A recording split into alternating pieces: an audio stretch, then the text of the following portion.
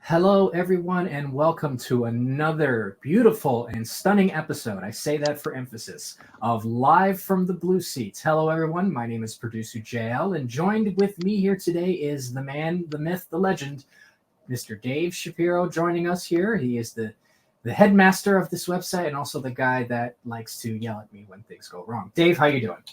I don't yell at you when things go wrong. I yell at you when you call me old.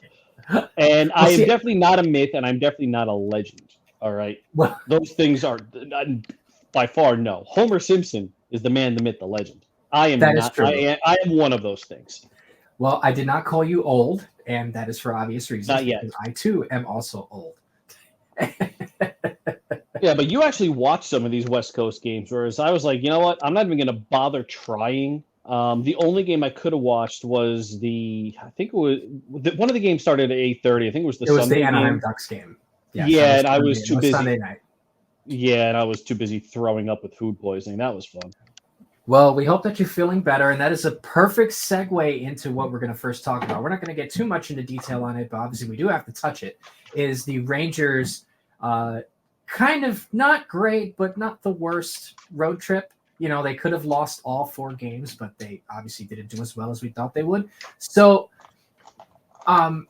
we'll get your thoughts on that in a second, Dave, to see what you've been able to gather just from like some of the statistics and the analytics from those games so far, because I know you might have missed some of them here and there. But overall, throughout the trip, the guys just looked off, you know, and one of the people that I'd say looked kind of off was, you know, Mika Zibanejad. And it's obviously not just him by himself, but you can see that there was some sort of, you know, maybe some lackadaisical sort of thing in his play where it just kind of looked like he was just not all there. Now, we don't really know what's going on. You know, maybe there's something going on in his life or whatever that probably, you know, is affecting his play. But he was one of the bigger culprits that didn't exactly look too sharp in a couple of those games. The defense was okay for the most part. They weren't exactly, you know, the worst, but they weren't the best either. Obviously, in the San Jose game, there wasn't enough pushback. You know, Rob will be able to tell you that if you ask him about that, because he was really adamant on that as it happened. But overall, and before we get into some of the analytics of some of the games that transpired, what do you take, Dave, just from the overall feeling from the Rangers in the sense of what's gone on? Because now this trend of just not being at their best and beating teams that they need to has kind of turned into a bit of, you know, bad habits, so to speak. So what are your thoughts about kind of the lackadaisical play and what it means for the team going forward, which would also actually segue into something else we're going to talk about as well? I don't know if it's just lackadaisical play. I mean, these guys are human. They got an 8-day break coming up. You know how it is when you have a vacation at work coming. You kind of just mail it in for the last day or two. Oh, yeah. Shouldn't really happen in professional sports, but they're human. It does happen. I don't think that's the issue. I don't even think that's an issue, but it's definitely a talking point that people have. I just think it's bad timing.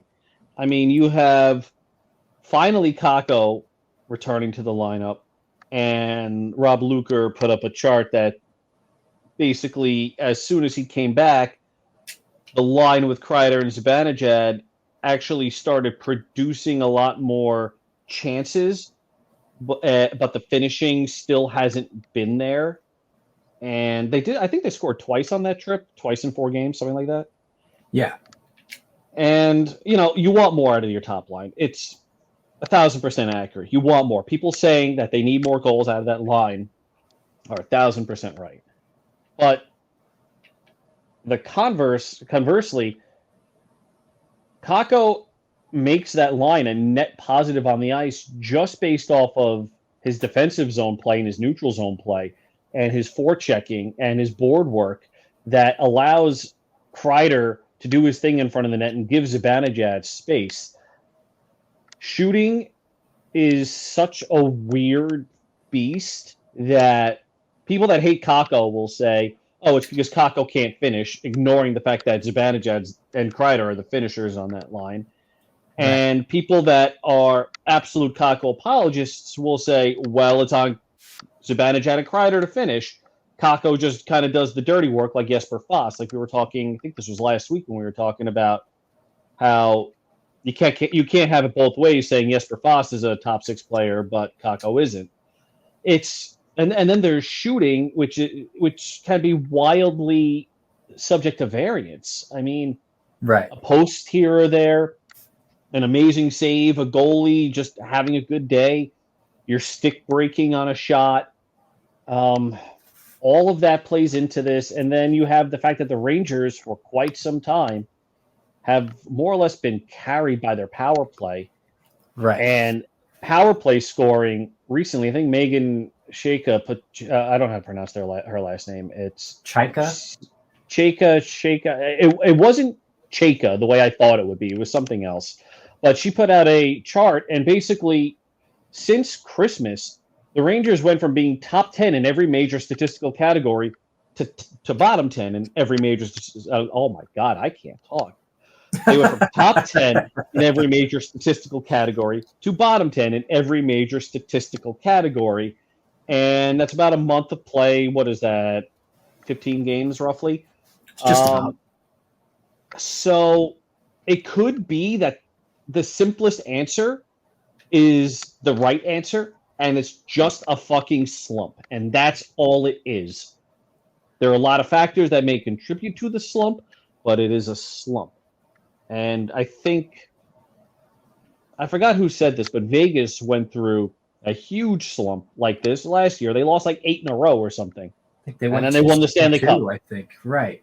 I think the streak was 2-6-2.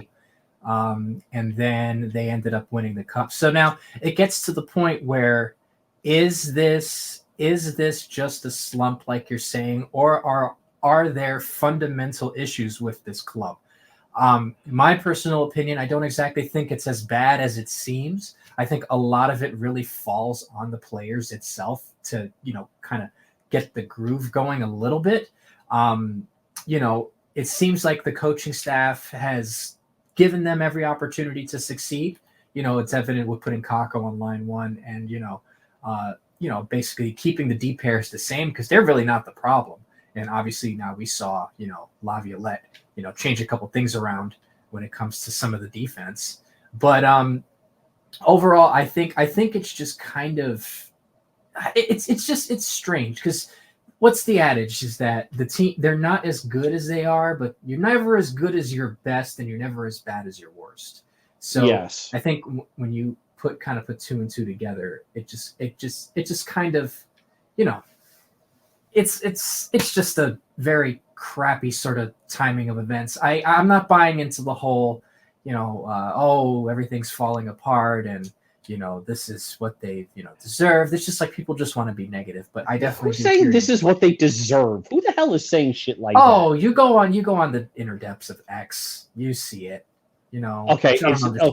Okay. First off, it's not X, it's Twitter. Fuck Elmo. It's Twitter. I know. It's just become an impulse reaction to say that. But and I think I saw a tweet that somebody had said that, oh well, if they don't do something this year, then they need to trade the core. And I'm thinking, well, I saw that. And I wrote an entire post about not needing to blow up the roster. Oh, God. The doom and gloom never fails to make me laugh. No, it really doesn't. And, out of all the professional sports teams that I follow, the New York Rangers are probably the least, tattered and damaged group of players I've seen. And then there's all they're questioning the leadership of the room and, questioning whether or not, Mika's worthy because, he's doing this. Mika's worthy? It's just, worthy? I can understand if... You're going to carry Thor's hammer? I know, right? I can understand if Mika had a, this sort of pattern where he just sucked every single year and they're kind of holding on to their, to their track record of, things they did way in the past. But Mika has shown before in many occasions. He's a very streaky player. We all know this. He's shown that he's been able to, help this team and carry them through long periods of time with strong play. So I just think it's a malaise. Is it a little concerning? Of course it is. You don't want to see your team lose, especially lose games against teams that definitely deserve it. But I don't want to say it is what it is, but I mean, it gets to the point where you just kind of have to see what happens. And now this brings us to my next point, which we could talk about is, so obviously the Rangers are been a kind of a flux right now with, some of the personnel. We'll touch first on the waiving of Nick Bonino. So the thing about Bonino, when they signed him, he was supposed to be exclusively for the fourth line, right? He was supposed to be a face-off only guy. He was going to be one to just kind of stabilize the fourth line and just give them a veteran presence, a grinder type who can win you a couple draws and play maybe 5, 6, 7 minutes a night. But due to the injury with Chytil and with Kakko as well, if you want to include him in there, it's kind of... And Goudreau.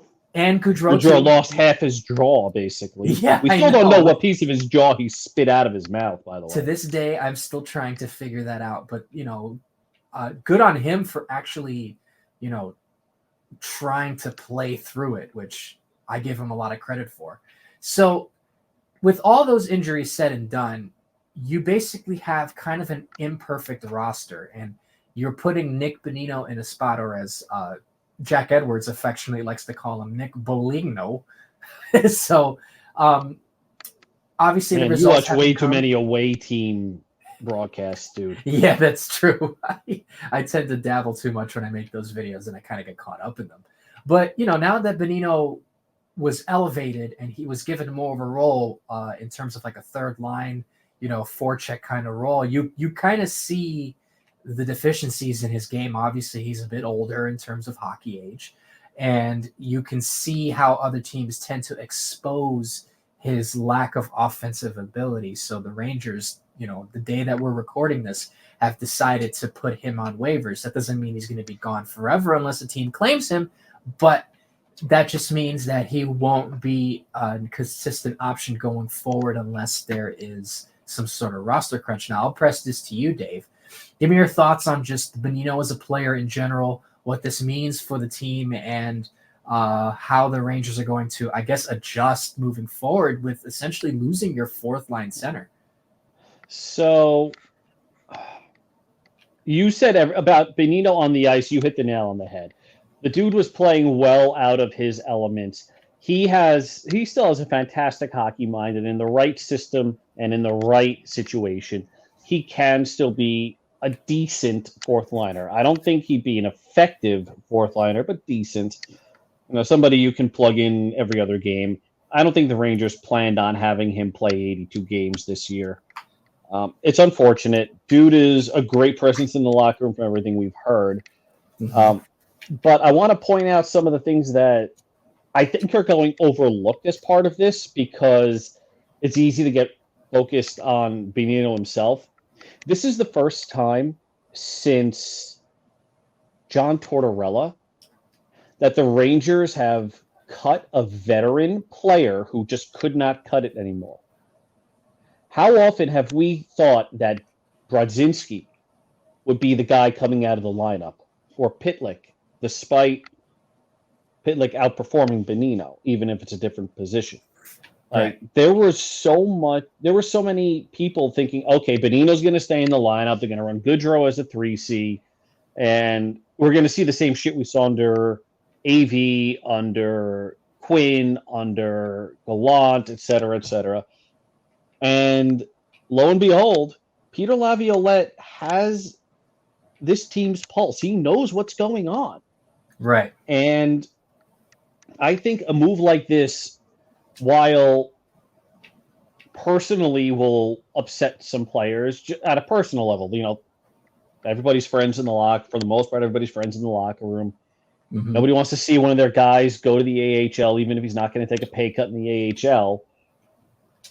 But they're signaling, hey, we want to win. This is how we've seen that he's not producing the way we had hoped. We're going to find a way to replace him, be it when Chytil comes back, and reforming the VZ Goodrow pit line, or finding a 4C at the trade deadline, or putting Johnny Brodzinski as the center and making a line of VZ Brodzinski Goodrow. Right. Or VZ Goodrow but Brodzinski, whichever way you want to slice it.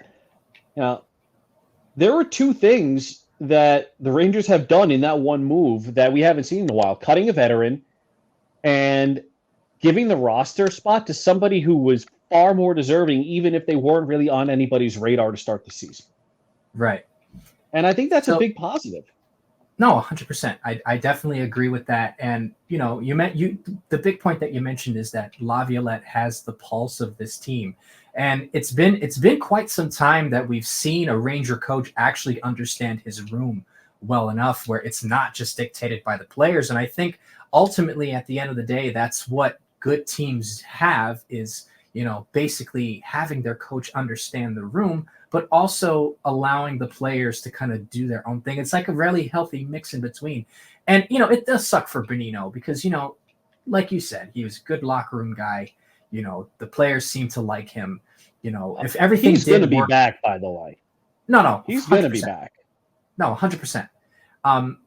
Because if you think about it, playoffs are going to come if he doesn't come now. If he's not back within the next couple of weeks due to injury, the playoffs are always going to be a thing. He's going to be there. But like you said, it signals how serious this team is. And, just to touch quickly on the Western road trip, you could see that they were just kind of in like this malaise, and, they needed like a little shakeup. And I think Bonino was the perfect, I don't want to say target, but Bonino was the perfect guy for that, because he can't essentially be replaced. You see the way Tyler Pitlick has played when he's been in the lineup. He's kind of been a net positive in possession, not by much, but he's definitely provided a little bit more in terms of being that fourth line grinder. And the same kind of goes for Goodrow and also Jimmy Vesey, which was also a very pleasant surprise. So, I basically echo your sentiments on that. And now that brings the question: what exactly will the Rangers do at the trade deadline? This can kind of put two into one. So now, before we speak about the deadline, we can talk about Filip Chytil. Chytil, as we all know, is back in New York after going back home to Czechia and kind of recovering from his concussion issues. And it was just shown that he was skating in a non-contact jersey, which is nice. It's good to see him that he was skating around on the ice, no issues, and it seemed like everything was going well. So now, with the possible return of Chytil, which it seems like it's going to happen sooner than later, and with the impending trade deadline coming up, we can, there's been a lot of this discussion online. What do you see the Rangers trying to do? Obviously, this all depends on the health of Filip Chytil and what his status is, but let's say that he's going to be back. So if Chytil comes back, what do you see the Rangers doing? And I'll even throw in this: what kind of players do you see them trying to get to kind of stabilize the roster? Now, I know you probably had mentioned this before online, but it would be nice to reiterate it, of course. What do you think the Rangers would probably go after at the deadline? And also kind of maybe talk about, what do you think Filip Chytil's role will be going down the line of the season? So Chytil coming back is probably the most important add at the deadline. And it looks like he's going to be back right after their bye week on All-Star break. So another 8-9 days. Which is phenomenal, by the way. Yeah, I can't believe he's back, because when he returned to Czechia, I was like, okay, he's done for the season. Like, you don't send a guy home and just have this miraculous turnaround. But sometimes all you need to do is go home and skate with Jaromir Jagr, apparently. Well, that definitely helps. That's for sure. I'll say I mean, get some of those, still playing hockey at 77 years old. Jagr, practices into him, maybe a little bit of a blood transfusion, get some of that going, and Chytil's good to go. The brain going a little bit more, yeah.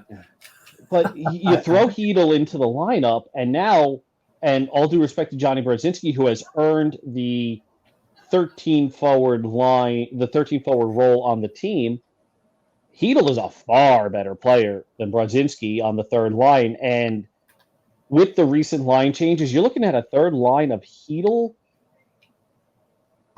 Cooley and Kako. That's going to be an interesting line to watch, especially when the Rangers land their first trade deadline target, which is going to be a scoring right wing. They need to find somebody for that top line. I don't know if they're going to go Tarasenko, even though it worked the first time. Mm-hmm. I don't know if they want to revisit it. My preference is Jordan Eberle. Oh, yeah. You've been fawning over him in the chat for some time now. Yep. The one caveat to all of this trade deadline discussion is I have absolutely no fucking clue how long-term injured reserve works on the cap. The only thing I know is they haven't accrued any cap space, and as of now, on cap friendly, once Chytil comes off of LTIR, the Rangers have $200,000 in cap space. Oh my gosh! Wow. So I don't know what that means with Pickens. Bonino being waived, with Chytil coming off of long-term injured reserve, how they can bank cap space, how much cap space they can bank. I don't know any of that, and until cap friendly updates with Bonino gone and with Chytil off long-term injured reserve, we're not going to know, unless Hockey Stat Miner ever replies to the tweet I sent him this morning about, yo, I have no idea what this means, which I don't think he's going to at this point. That's fair. It's fair. He's been he hasn't been as active this year, probably for better given the state of Twitter lately. Can't blame him at all. No, absolutely not. But I would love Jordan Eberle if the Rangers can find a way to land him for a Matthew Robertson, a second round pick, and a fifth to money launder through insert team here, or fourth to money launder, so you get him at 1.5 million on the season. So I think that's their biggest priority. I would love for them to get a 4C. Tommy Novak out of Nashville is somebody that I like. I mentioned him on one of the Patreon posts. I think those are the two big ones they have to add, because you add in Eberle or a scoring right wing, and Wheeler is now a spare. You add in a 4C, and now Brodzinski and Pitlick are spares. Okay. So now your injury replacements in the playoffs are Wheeler, Brodzinski, Pitlick, Bonino. You got 4 guys before Jake Lecision sees the fucking ice anymore.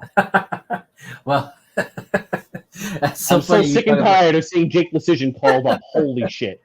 So normally when we talk about players and you see the discourse online, I'm not one to kind of pile on a player, so to speak, but Jake Lecision is probably, and it's funny because I know how to spell his name right off the bat, right off the top, no problem. But he's the only player that I can probably say, yeah, he kind of deserves the criticism he gets, because he's just, I see a lot of people say that he does cardio, which is kind of true. He was kind of like Brett Howden, except Howden had some semblance of offense on him. But no, in terms of the upgrades for the team, I definitely do agree. It's weird about the 4C and Goodrow, because I'm just thinking about it, and Goodrow it's weird. He paraded as a center for a very long time, and it's like he comes to the Rangers and he just is not that guy. And Suit said it the best, our colleague on BSB, he said that Goodrow's a winger. And when they ultimately made the deals that they did, a couple of years ago, to kind of put Goodrow at center, it was kind of confusing because they didn't really address it, so to speak, for the playoffs last year. And funny enough, Goodrow was actually probably our best center in the playoffs, but he's not a center. But again, are you willing to throw him back there again? He's a center in a pinch. That's right. Which it's weird because in 2022, when they were playing the Penguins, he was probably really good as a center. And then I guess, everything just kind of fell apart. So I'll say this in terms of adding a winger. I do agree with Jordan Eberle. I like him a lot. A lot of, I saw him, I can't count how many times I've seen that man snipe a puck home against us, either at Madison Square Garden or just watching it on TV. So I think that would be a good ad. Would you think that the Rangers maybe would try and find someone with like term but a cheaper contract, or maybe they have the term in the contract but the team only defers part of the contract for this year? Because now I'm thinking of possibly someone like an Elias Lindholm who, or not Lindholm, sorry, Not Yanni Gord. Yanni Gord, sorry. Who are you, Tyler? Well, no, yeah, but Yanni Gord is a good option though.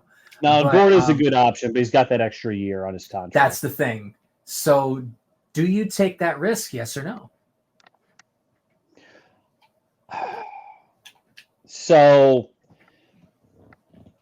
would I take the risk on Yanni Gord? Yes, I like Yanni Gord. I think he is the right kind of player the Rangers would need for the third line. Right. But remember, now we're looking at Kakko on the third line. It depends on where Peter Laviolette wants to go. I'm basing what I said off of Kakko on the third line. If Kakko's on the top line, Yanni Gord makes perfect sense because he can play any forward position. You can run him around that third line. He can play up in the second line if needed. He can play down if needed. He's got that tenacity that the Rangers would love to have, in addition to basically Cooley, who's the only other forward that plays that kind of style. And he would be a great ad. That extra year is a problem.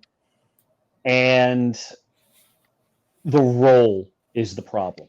I don't think we know enough about Kakko's spot this year. If Kakko's on the top line, Gord is probably my answer. If Kakko's on the third line, Eberle is my answer. Okay.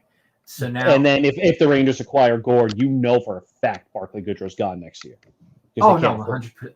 Yeah, 100%. And I was just going to say that too. That if they end up getting a guy with either term or he has a long-term contract, or not a long-term contract, but like a high number, you know that Goodrow's going to definitely not be here, because more than likely, if they're taking on someone with either short term, whether it's a year or two, and a sizable amount of money, then you obviously know that Goodrow's going to be gone.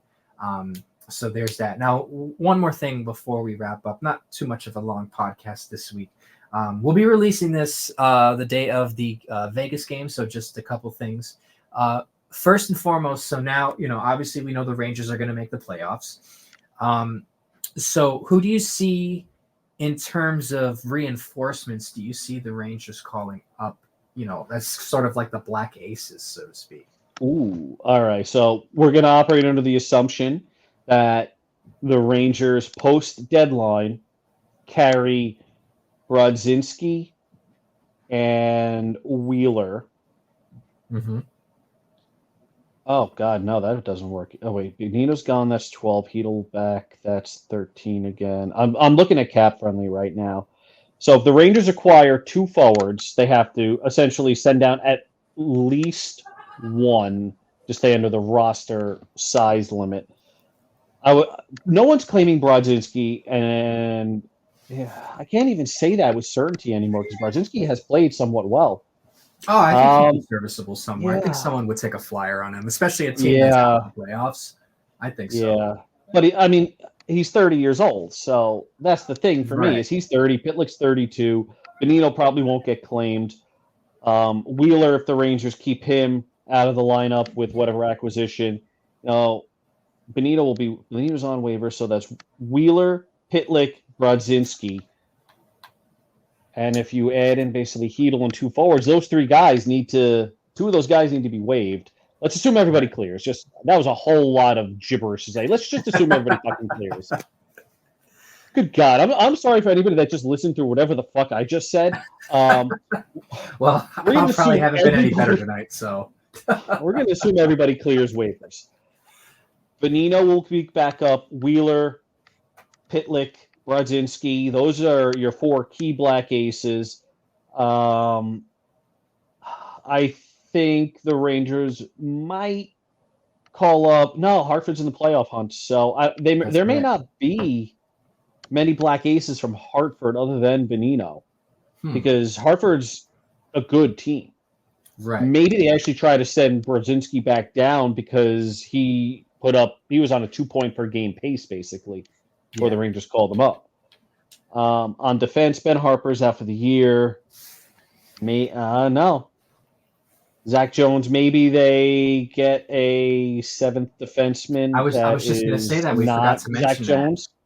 Yeah, that maybe they probably go out and get, kind of like a similar player to what Justin Braun was. Yeah. To kind of fill the hole of Patrick Nemeth. I was going to say flipping the bird, but I'm not flipping the bird to Patrick Nemeth. I don't know why that came to my head in the first place. But yeah, we also forgot to mention that too, that, considering how you don't want to say this about Zach Jones, he's a good defenseman, but as Rob has stated before, I've stated here and also on in our chat as well, the Rangers need a guy who can slot in when there's an injury. Yes, Ben Harper, I think, would have been good at that, but he's out for the year. Oh, fuck you.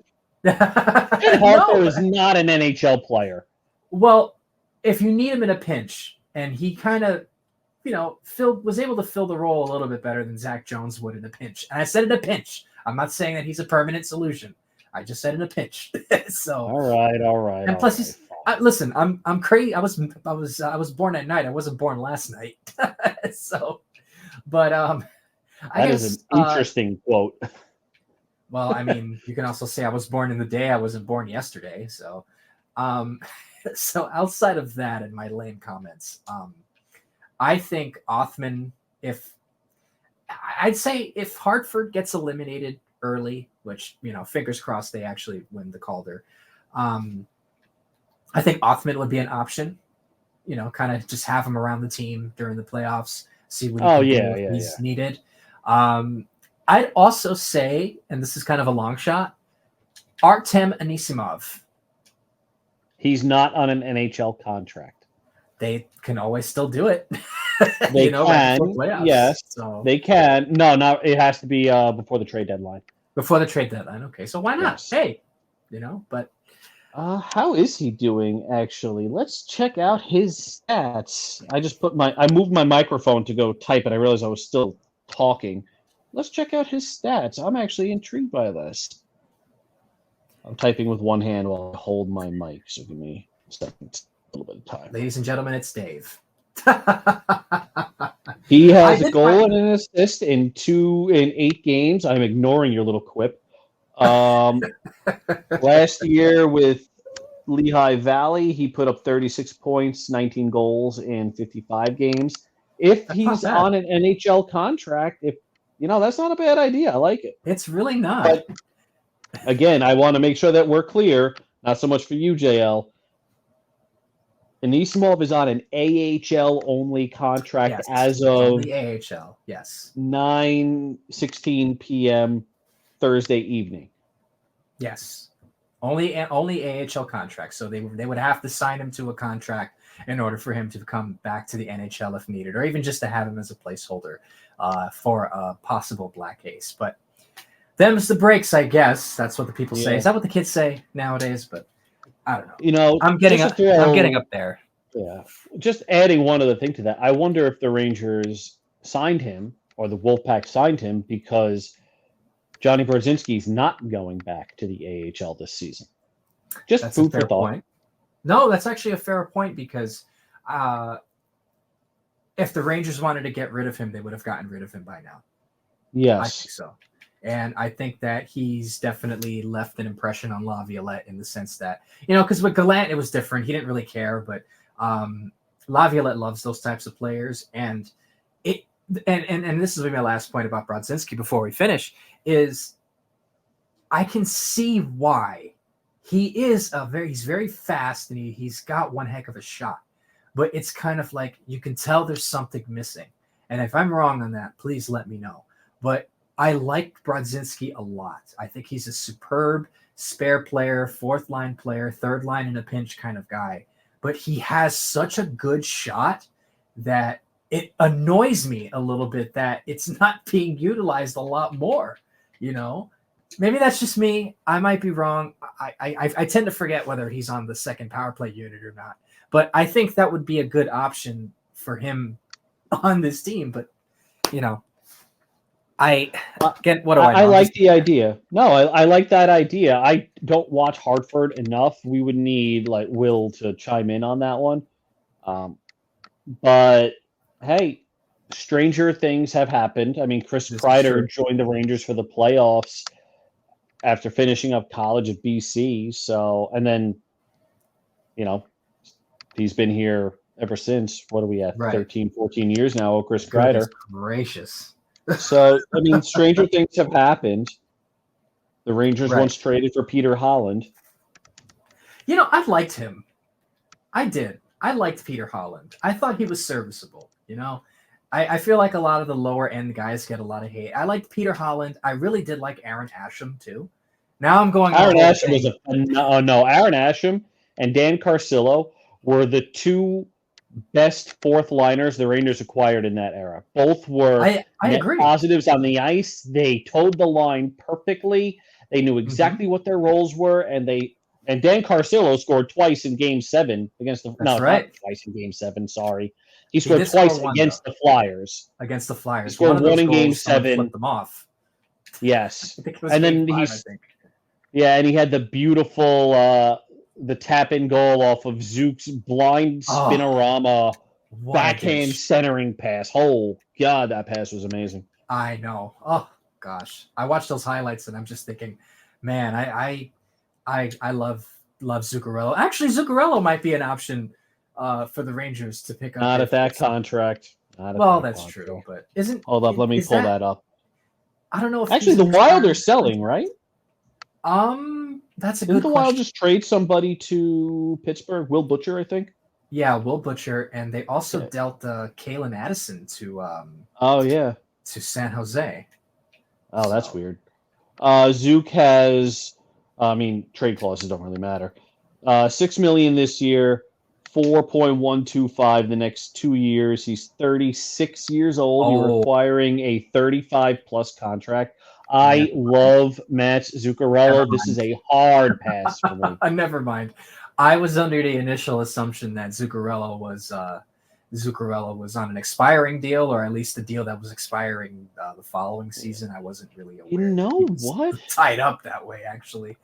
Oops. You know, I am looking at Minnesota, and I have no idea if they're blowing it up or if they're just trading expiring contracts. Ryan Hartman is an interesting player. He's 29 years old, 3 years, $4 million after this season. I haven't watched enough of him, but he's an interesting player to I think he would do on. well. I think he would. That actually could be an option, actually, if the Rangers are willing to take that. It just all depends on how much they're willing to spend. But we'll save a lot of that for an episode getting closer to the deadline. But that should be it, I think, right, for tonight, Dave? I think we pretty much covered a pretty decent amount tonight. So we didn't have questions because I forgot to tweet it out, and with Rob not being here, he's usually the one that tweets it. So sorry about that, guys. Yeah, we'll get your questions. That's all good. We live our lives, and stuff happens. So we'll get to your questions on the next episode. But so we hope that the Rangers can kind of right the ship again a little bit. They play the day that this is released, they will play Vegas, and they play Ottawa once more before the All-Star break. And the Rangers will have some time to kind of regroup and collect themselves because, they have the bye week along with the All-Star break. So we hope that they can actually kind of pull it together and give us some pretty good hockey down the line. So anything else you'd like to say before we finish, Dave? I just want to reiterate what you said. You're never as good as you are your best. You're never as bad as you are your worst. The Rangers are going to hit this 8-day break. They're going to come back refreshed. They're going to make the run. I still think this is the team that comes out of the East. I still think they can win a Stanley Cup if everything falls properly. You do need a lot of luck in addition to being a good team to win a Stanley Cup. This is just a slump. The simplest answer is almost always the correct answer. I couldn't agree more, Dave. I think they will be fine. So again, thank you everyone for taking the time out to listen to our little shindig here. And we'll be back soon enough with another episode of Live from the Blue Seats. Thank you again. And Rob and Becky. We hope that they'll be back with us soon enough. And we'll talk to you guys soon. And let's go Rangers.